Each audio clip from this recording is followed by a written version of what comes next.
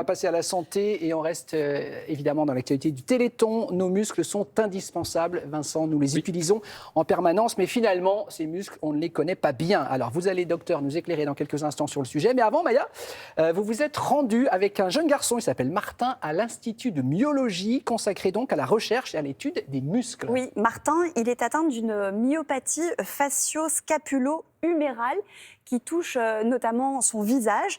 Alors, il ira peut-être un jour en consultation là-bas à l'Institut de myologie, mais en tout cas, c'est comme journaliste en herbe qu'il a découvert les lieux. Je l'ai accompagné, regardez. Aujourd'hui, je suis avec Martin et nous sommes dans un lieu unique en Europe, envié dans le monde entier, c'est l'Institut de myologie. Bonjour Martin. Bonjour. L'Institut de myologie, tu connais ? J'en avais vaguement entendu parler avant de venir. On m'a dit que myologie, c'était la science des muscles. Donc j'en ai déduit que c'était un laboratoire où on étudiait les muscles et comment ils fonctionnaient. Bon, c'est exactement ça, tu as bien résumé. Et comme je sais que tu es un passionné de chiffres et de techno, j'ai quelques petites infos pour toi. D'abord, l'Institut de myologie, il est situé dans le plus grand hôpital d'Europe, qui est la Pitié-Salpêtrière, c'est là où nous sommes. Et puis, c'est aussi 250 experts du muscle et de ses pathologies, 40 essais en cours et plus de 38 000 patients qui sont passés ici depuis la création de l'Institut en 1996.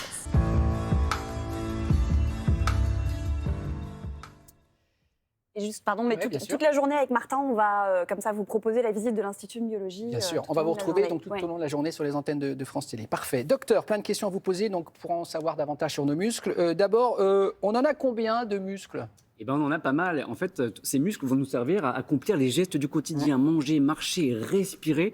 Ils sont nombre de 640 muscles. C'est grâce à eux qu'on peut faire tous ces gestes. Et d'ailleurs, le muscle le plus puissant, je ne sais pas si vous le savez, Sylvie, on est assis dessus actuellement, c'est le grand fessier. Ah tiens.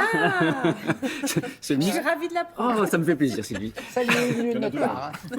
Donc, ces muscles, on va les classer en 3 catégories. On a le muscle strié squelettique, c'est celui que vous pouvez volontairement contracter, le biceps, vos abdos si vous en avez, Damien. Bien sûr, docteur, je donne du mal. Vous avez également le muscle lisse qui est dans la paroi, par exemple, de l'estomac ou de l'intestin, ou qui va se faire tout seul, il va se contracter pour faire avancer le bol alimentaire. Et puis il y a le muscle strié cardiaque, lui aussi, il se gère tout seul. Vous imaginez si on devait réfléchir à chaque fois, dire contracte, contracte, il faudrait faire ça 80 fois par minute, on ne pourrait pas. Donc ça, il se gère tout seul, c'est les 3 types de muscles qu'il y a au niveau du corps. On vient de parler de l'Institut de myologie. Ce week-end au Téléthon, on va aussi parler de ce mot de myopathie. De quoi s'agit-il exactement ? On va refaire un petit peu de grec. Tout ce qui finit par le suffixe pathos, enfin pathie, ça veut dire souffrance, anomalie. Et donc là, si c'est une cardiopathie, ça veut dire anomalie du cœur. Pneumopathie, anomalie du poumon. Et puis la myopathie, donc c'est le muscle. En ce week-end du Téléthon, effectivement, on va souvent entendre le mot myopathie, notamment on va sans doute parler de la myopathie de Duchenne, qui est une maladie neuromusculaire dont l'origine est génétique. En réalité, c'est un gène qui ne marche pas très bien et qui ne va pas produire une protéine qui est essentielle au bon fonctionnement du muscle, c'est ce qu'on appelle la dystrophine.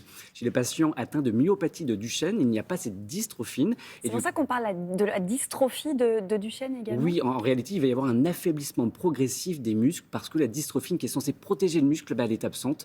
Donc, c'est tout l'intérêt de ces thérapies géniques dont on a beaucoup d'espoir. L'intérêt, ça va être d'envoyer un gène sain au niveau du cellule musculaire pour reprovoquer et bien protéger le muscle et garder une force musculaire. Docteur, comment peut-on savoir si un muscle est malade ?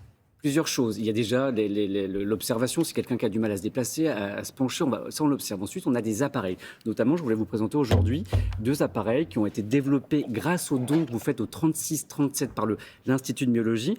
Voilà, ça c'est un appareil qui va permettre de mesurer la force de préhension. Voilà, j'appuie chez les patients qui ont des problèmes musculaires, ils sont tellement fragiles et pas beaucoup de muscles.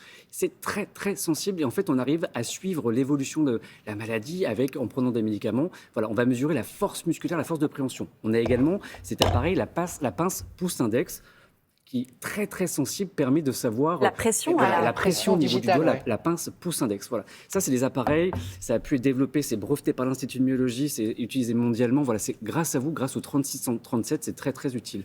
Ensuite, on a bien sûr, d'autres appareils. On va avoir la prise de sang pour mesurer, pour rechercher des marqueurs. On peut aussi avoir l'échographie, l'IRM. Voilà, il y a de multiples solutions qui existent pour analyser le muscle. Et grâce à l'Institut de myologie que vous êtes rendu, Maya, ça nous permet d'analyser les muscles. C'est un lieu absolument extraordinaire. Merci Vincent.